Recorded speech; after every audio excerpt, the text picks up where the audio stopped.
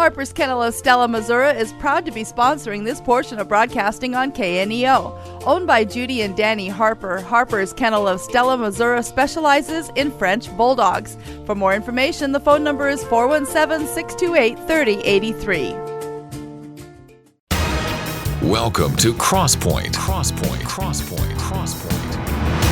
An interactive program featuring ministers and leaders of the Christian community addressing the issues that are challenging the church today. Here's your host, Mark Taylor.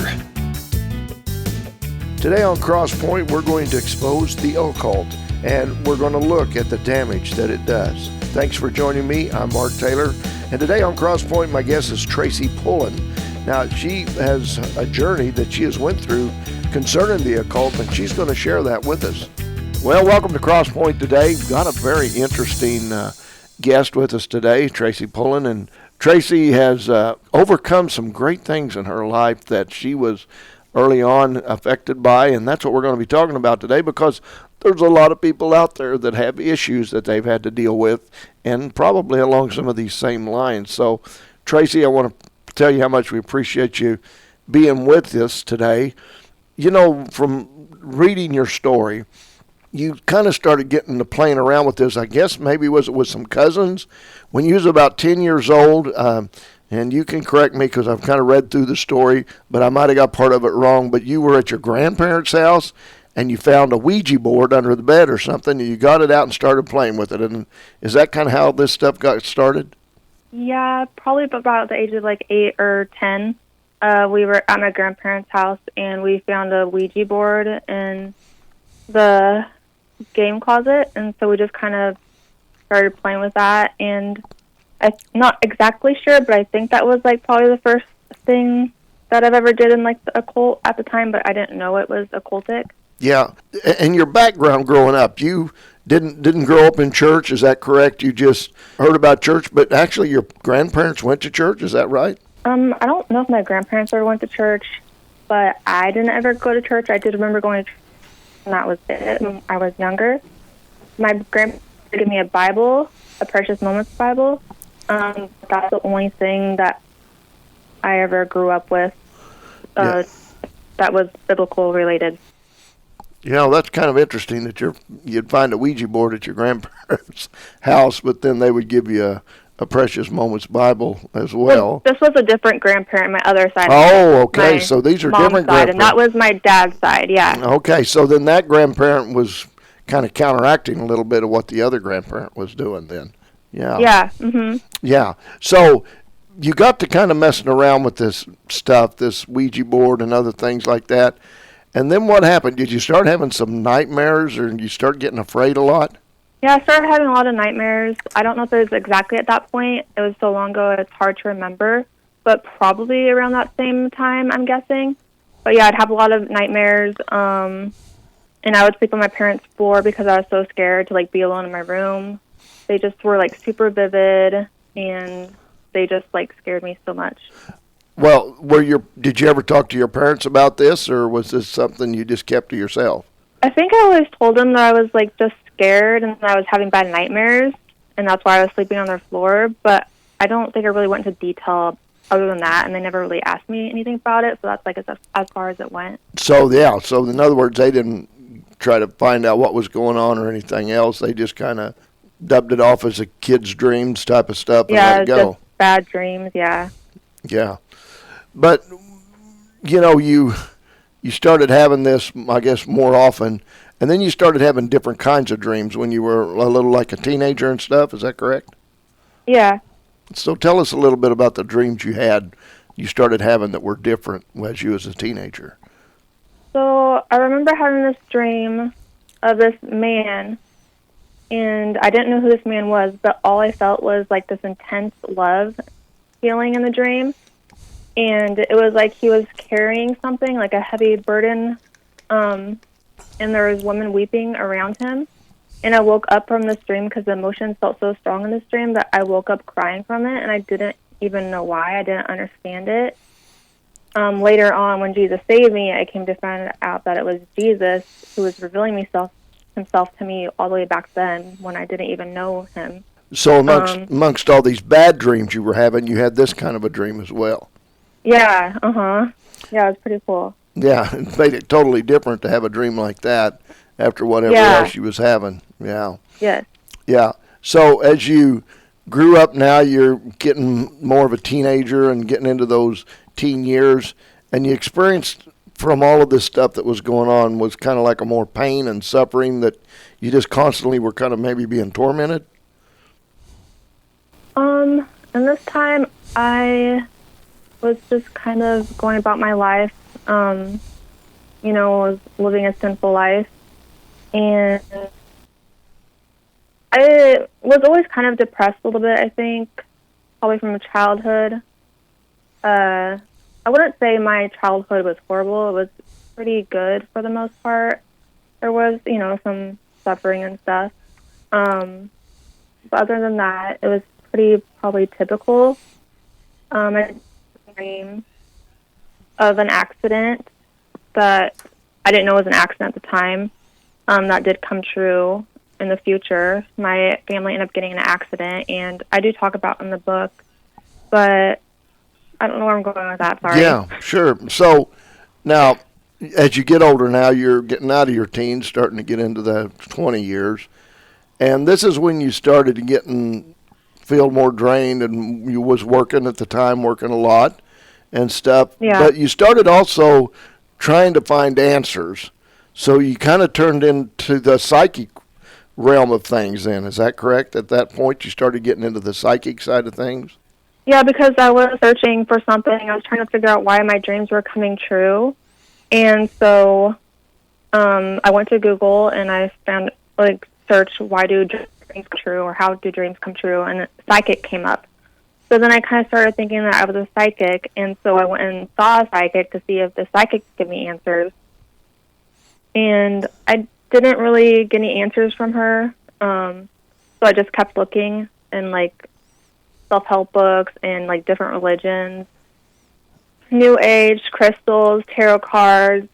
I just searched, everywhere, and I could never find what I was looking for, even though I didn't know what that was. And it just kept going down a rabbit hole. Yeah. So people will understand, and let's get a little bit more into this, because people see the palm readers, some of the places will have a sign up, they usually rent a building or something, and they're psychics, and they can read palms. But these crystals and tarot cards and all that kind of stuff, tell us how that stuff works. What does it do? What's it supposed to do anyway?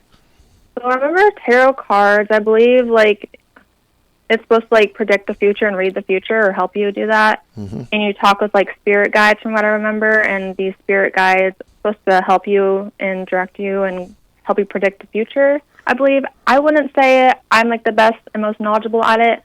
I didn't do much research on these things. I kind of just delved into it and just did what I wanted to do. So I kind of went from, one thing to the next pretty fast. The most thing that I did, the longest was probably tarot cards and crystals. Yeah. I would use the crystals and, charge them, I guess, and put them under, full moons to charge them. And so what's a crystal supposed to tell you? The crystal, I believe, is more for healing, healing properties, I believe. Yeah. But you're just a kid, in a way, playing with this kind of stuff. And I guess you probably are around some other people as well that are doing the very same thing you're doing, right? No, I actually wasn't. Oh, so you were doing this all on your own, and just nobody knew you were doing it then. Is that what you were saying? Yeah. I mean, people knew I was doing it. I don't tell a lot of people, but people in my family knew I was. And I did see it a lot on Instagram, because I was on Instagram at the time, and I did see that kind of stuff on there. So maybe that's where I got it from as well. And I know that's really prevalent these days, New Age. Yeah. Correct. Now, and so speaking of that, you started jumping into trying to find, answers in things like Buddhism and other Eastern religions and stuff like that as well, right? Yeah, I used to believe in reincarnation and past lives. And so what you're doing is basically getting caught up in witchcraft. And so when you do that, you start what they call channeling. Can you tell people what that means? Channeling? I mean, I've heard about it and I've read about it slightly. Is it I think it's about like channeling spirits and connecting to the dead and just trying to talk to them and communicate with them, I believe. Right. So did you have any idea that you were actually dealing with dark spirits, demonic spirits? Did that ever dawn on you that that's who you was actually contacting? No, because I always thought, like people used to say, like your grandparents are in heaven. So thought I was talking to like my grandparents in heaven as they were angels. So that never like really crossed my mind. But now looking back, I do see like how that is deceptive and that it was demonic. Yeah, and of course you had no biblical teaching. There was no Christians that come across your path or anybody that maybe tried to help pull you out of this at the time. Is that right? Yeah, no, because I had absolutely I felt like I was so isolated by the enemy that church was the last thing from my mind at this point. Like church and Christianity and Jesus was the last thing on my mind. And I was not around any Christians. I was around nobody that talks about God. Yeah.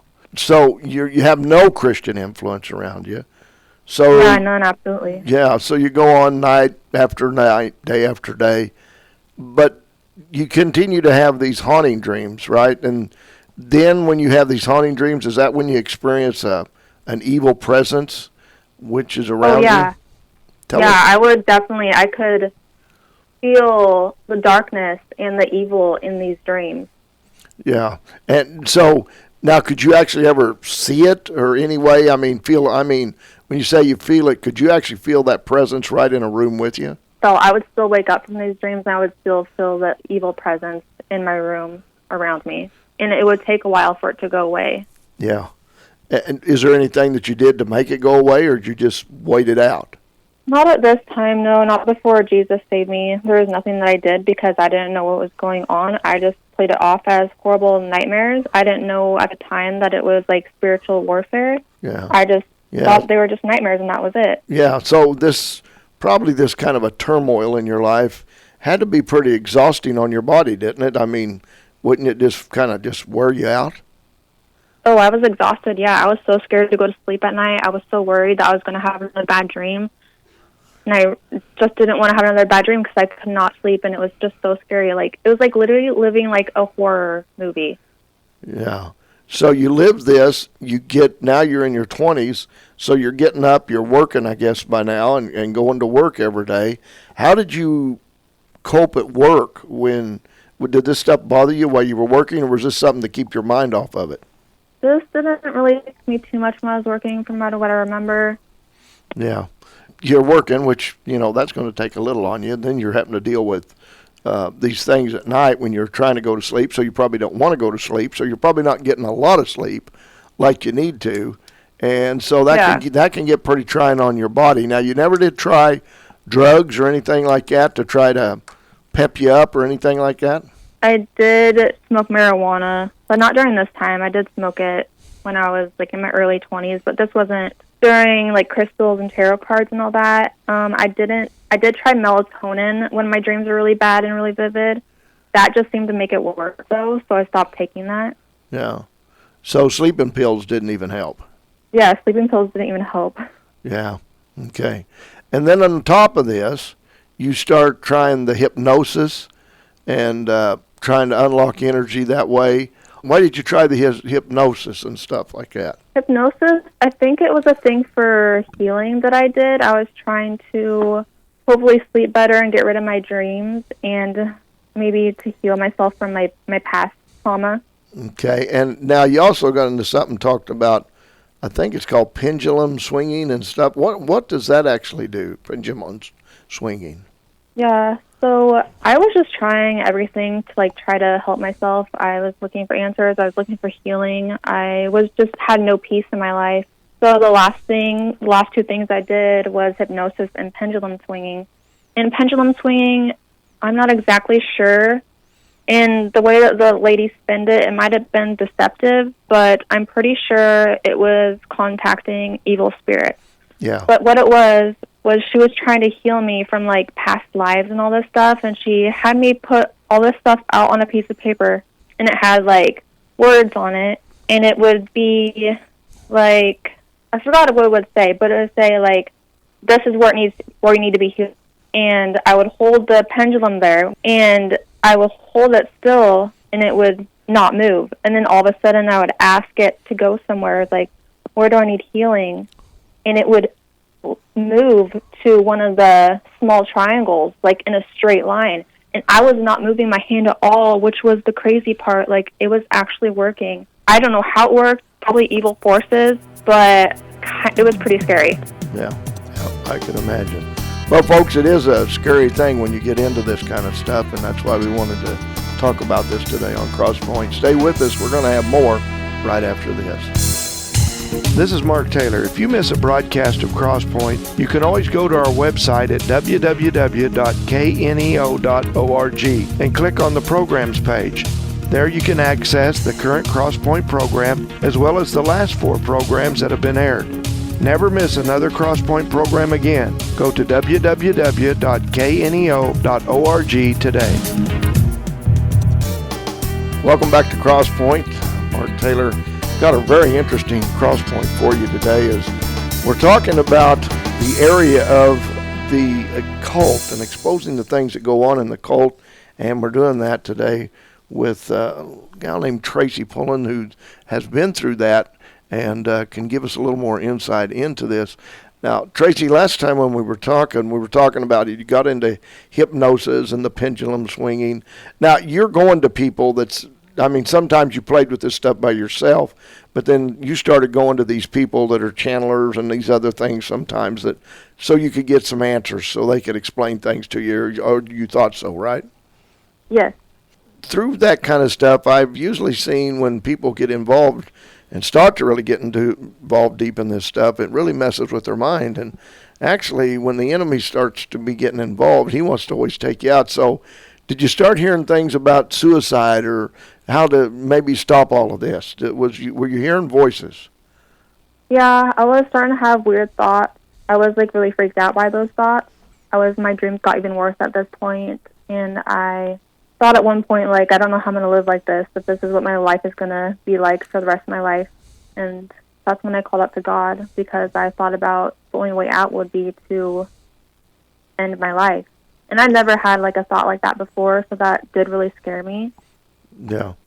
Through all of this, stuff like this will pull you down, and it really will create kind of a madness and stuff, if you want to say that, with things that are going on. And when you do that, you kind of like what you said, you don't feel like there's anywhere to escape from all of this kind of stuff. So did you start trying to develop a plan of, hey, I got to get some help here, I got to deal with this? And how did you go about trying to deal with it? Did you cry out to God, or did you keep trying to play the cards and see if something would change? I think I was at my breaking point. I think I tried everything and nothing seemed to help. Like, I literally tried everything. Nothing worked. Nothing saved me. Nothing healed me. Nothing gave me peace. Yeah. I was searching for something that I didn't know what I was searching for, and so I was at my breaking point, and I didn't have a plan. So my last plan was just to call out to a God if there was a God. Yeah. Well, I know sometimes people, even when they're involved in this, they come to something where it really scares them, a whole bunch, to where they do draw a line then and know, hey, there's something way out of bounds here that I'm in and I shouldn't be around. Did you ever actually experience, maybe around somebody else you were working with, that they were a demon possession, because you're talking about New Age and witchcraft, which that's the great highway for demonic to work. Did you ever experience that you were around people that were possessed by demonic forces? Looking back then, it's hard saying because I was in a different space, but I don't believe so that I saw anything demonic. And even now, I've thought about it, and I've seen it in other people, but I didn't really experience it in these people. Yeah. So you don't know at the time, you maybe just thought that was just normal. Of course, you didn't know the Lord, so, all this stuff that was happening you thought was just the way normal kind of people had to deal with life, right? Yeah, I thought it was just normal life, and this is just how life is. Yeah, and that's what you was headed for from now on, but you didn't like that at all. So in desperation and all this, you cried out to God, as the psalm says, and did he hear your cry? What happened? Yes, he did. He is the only one that ever answered me, so I know he's real. But I cried out to God, and it was like in that instant, I saw Jesus with the crown of thorns. And in that moment, I knew that Jesus was real. I knew that he died on the cross for my sins, and I knew what sin was in that moment, and I repented of my sins that night.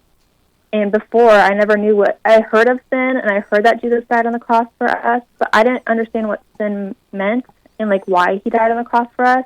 But in that moment, it was like I knew it all. Yeah. Now, I am going to go to a part here in a book. This is where we kind of got acquainted through because of James DeYoung, who I did an interview called Supernatural Encounters, Divine and Demonic, Dreams and Visions and Prophecy Past and Present, and also Exposing the Occult, which that is the part 3 of the book, and that's the part of the book that is written about you, and you put in there to kind of tell people. And so James had asked me to talk to you about some of this. I want to just read something here from it, because this is something that really touches everybody's life, I believe, that things that go on in our world around us. It's talking about this on page 286, and it's talking about satanic deception. And you say, after Jesus saved me, he was beginning to open my eyes to the deceit of Satan. When I got involved in the New Age stuff, I never thought I was worshiping Satan. I was deceived by pretty crystals and cute little tarot cards. I even justified dressing up as a witch every now and then because I used to dress up at Halloween. Satan used those tactics to make them seem that they were okay and normal, and I realized how satanic and dark Halloween is. So what would you say, there's churches out there that during Halloween they have harvest parties or whatever, they do stuff to counteract, but is it any good? I mean, from what you've been on the inside of this and what you've seen in it, what would you tell people in the church about Halloween? Yeah, Halloween is really deceptive, and however we try to make it look pretty, I think it's Satan's deception, and he's disguising himself. I don't think Christians should celebrate Halloween because it is so dark. I mean, look at all the decorations. Like, it's all glorifying horror and death. That's Satan's deception, though, to make it look pretty and attractive, and the secular world celebrates it, but I don't think we as Christians should, because it literally is Satan's holiday, I believe. Yeah. Well, now, did you ever experience that when you were in the occult, that around the Halloween time, that, things got a little more intense, or there was more power or something like that? I don't think I ever really noticed that, but I grew up that way with most of my young life, so I was always doing Halloween. I didn't really ever like Halloween, and I did dress up as a witch most of the time for some reason, which is kind of odd. And so I did think that was normal whenever I was dressing up as a witch later in life to do, like, tarot cards and crystal healings. I thought, like, well, what's the difference? Like, I used to do it as a kid, so there's not much difference in that. Well, you talk about in the book, coming from a non-Christian home, that you were unaware of the tremendous forces of evil that was in the world around us. And you, of course, didn't know anything that Jesus would give us victory and to defeated all of that stuff. But you talk about how Satan's greatest deception is want us to believe that Jesus isn't real, or that Satan's not real. Which one would you say that when you were growing up, that you just were ignorant of the fact that there was a God, or that Jesus was real, or that Satan was real? So I didn't ever really believe in God or Satan, because I didn't believe in God. So why would I think that the devil's real too, I think, is kind of how I thought. Yeah. I was always hoped there was a God, because that would be really cool. Yeah, I don't remember ever really believing in God until Jesus did save me later in my life. And then whenever Jesus did save me, then I realized, oh, that means the Bible is true, and that means that Satan is real too. Yeah. Now, you talk about, in chapter 15 of the book, we talk about the world of the occult, but you point out somebody that a lot of people know in this world, and you talk about Taylor Swift's descent into yeah. darkness. Tell us what you see when you're looking at Taylor Swift performing her music and all the things that go on with her, because what do you recognize in what she does? So Taylor Swift, like, I grew up with her, and she used to be, like, one of my favorite artists. And she started us out, like, really pure and innocent and, like, saying, like, cute and nice love songs and happy love songs. It seemed more pure at the time, but I noticed over time that it slowly got darker and darker. In one of her albums, is it, like, Evermore or Folklore, she was doing, it seemed like witchcraft, and it just was just getting darker and darker. Yeah. So you believe that she is actually plays a lot in the occult because you see a lot of this occult reality that you grew up with around her life. Yeah, I think I see it because of what I grew up with and what I came out of when Jesus pulled me out of. And now he's opened my eyes to that darkness, and I kind of have, I guess, experience in it, so I can kind of see it and discern it. And yeah, I definitely see that in her music. She started cussing more. She started talking about death and killing more in her songs, which she never used to do before. So I definitely think that there is some kind of demonic stuff going on there. So you believe there's a demonic presence that's around when Taylor Swift is singing her music and presenting it to all these people and these audiences and stuff, or over the radio, whatever. Yeah, unfortunately I do. I mean, I know she's a really popular artist, and I really like Taylor. I just wish that she would not sing such dark stuff. And yeah, so it goes to show that you could be a very popular person and everybody in the world could just about know your name, or you can be someone that's just in one part of the country that just as a young girl played around with this stuff, but it's all still just as powerful. But somebody with a name like Taylor Swift can take this and really, where you could maybe have an impact on a few people around you that you knew, showing them what you did with this stuff. But with her, she can really influence a lot of people to get into this witchcraft and this occult business.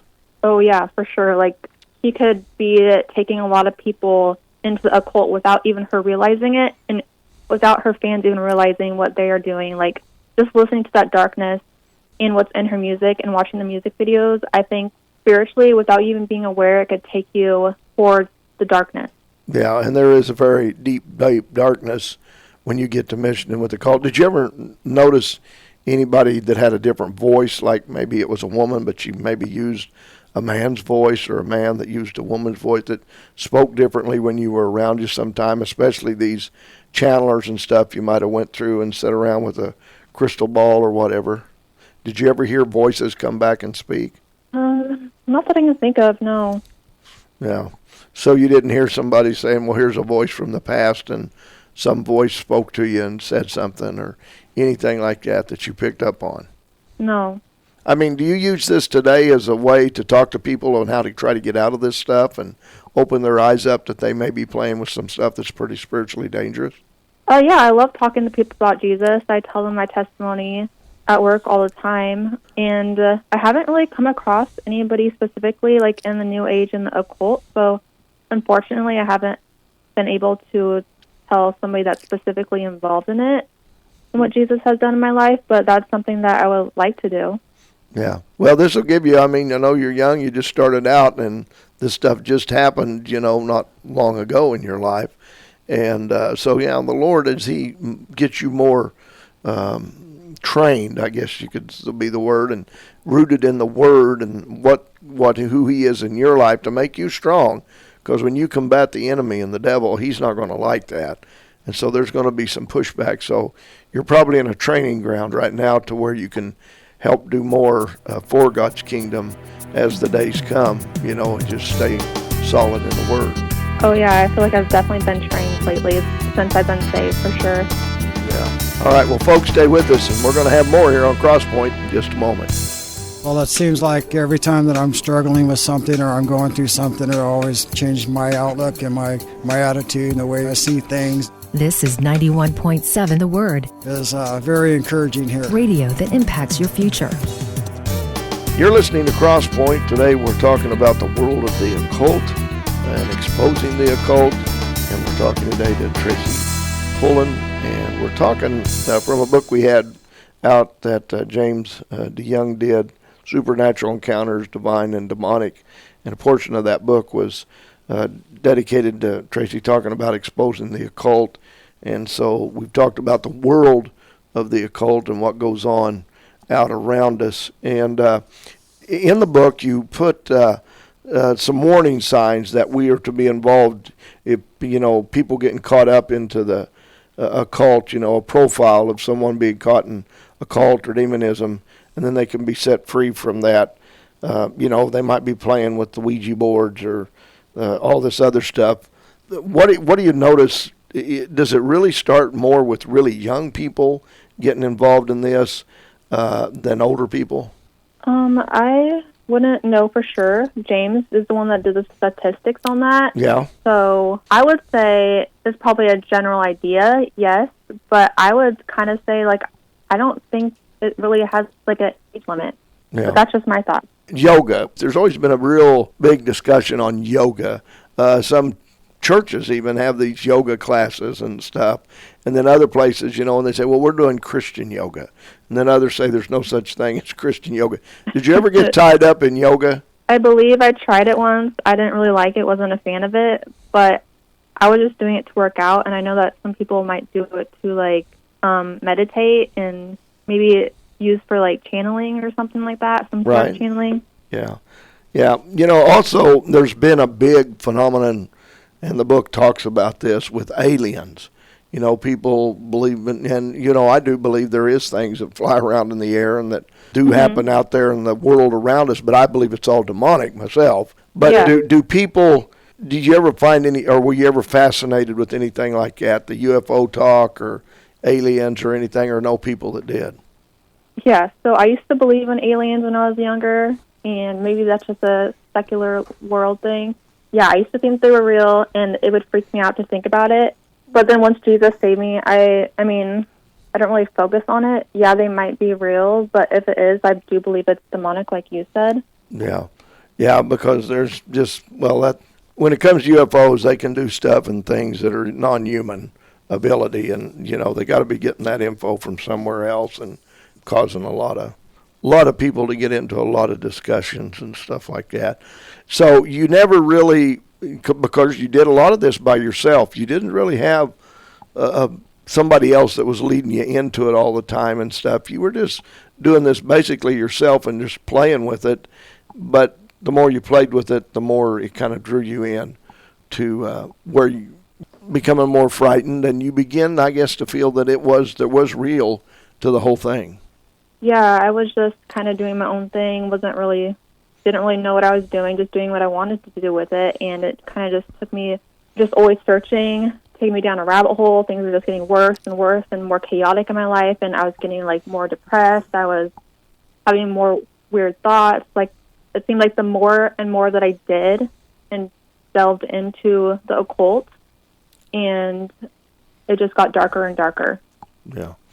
So once you cried out to God and you knew that Jesus had saved you and come into your life, and you started realizing that there's something real here now. There's something I've been searching for. What did you do? How did you find a church? Where did you go? So when I first became saved, it was just me and God for about a month. I didn't know anything still about church, really. I just knew Jesus.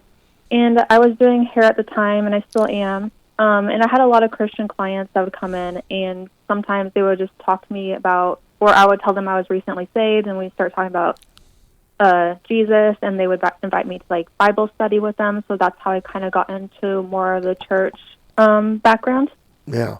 And so then you started experiencing this, and how long was it before you actually picked up a Bible and started digging in a Bible and seeing what was in there?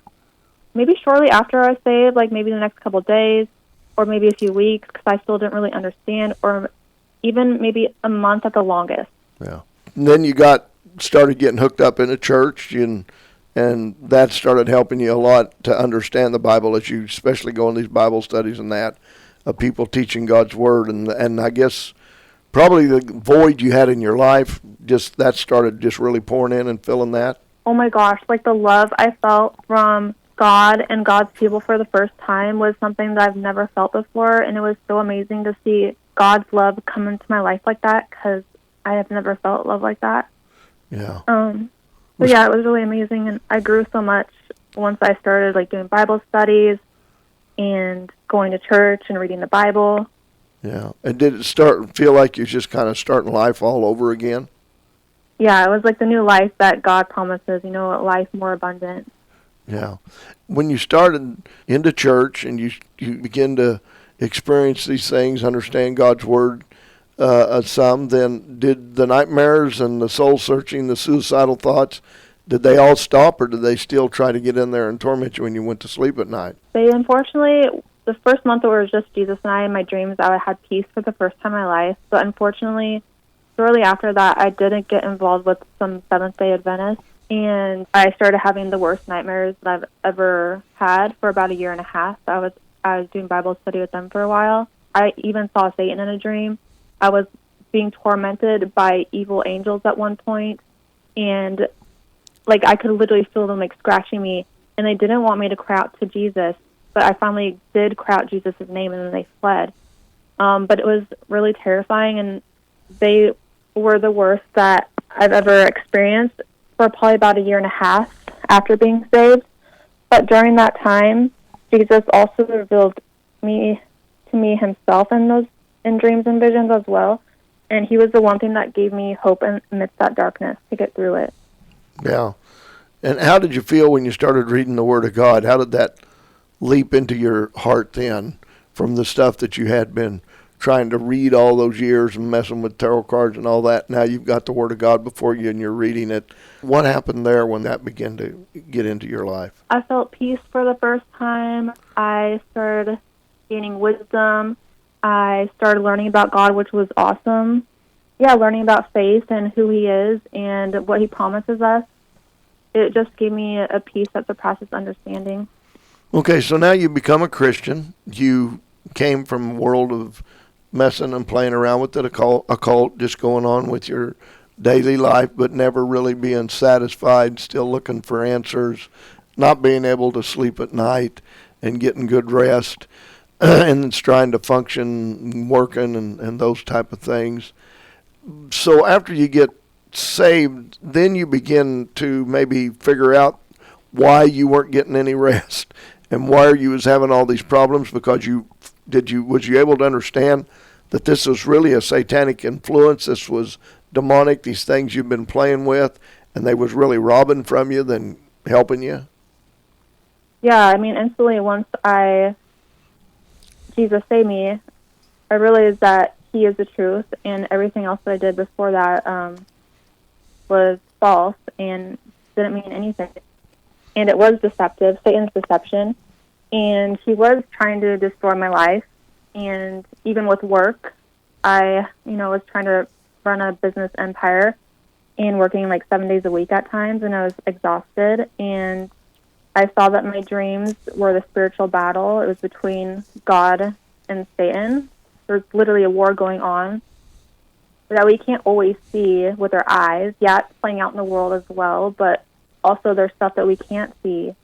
And God opened my eyes to how demonic all that stuff was, like tarot cards, crystals, witchcraft is. When before I just thought it was, just cute cards, cute crystals, and just dressing up for Halloween. I saw that it actually is real and really satanic. Yeah. Let's say today that you had someone come in where you're working, and while you're there with them, they begin to tell you the same story you just told me. They begin to tell you that they're searching, that they're looking into these crystal stuff and all of that, or they've been messing with it anyway. What would you tell them? What would you say to them now if they started talking to you about this stuff? Would you say, "Hey, I know all about that stuff," and tell them your story? How would you go about doing that?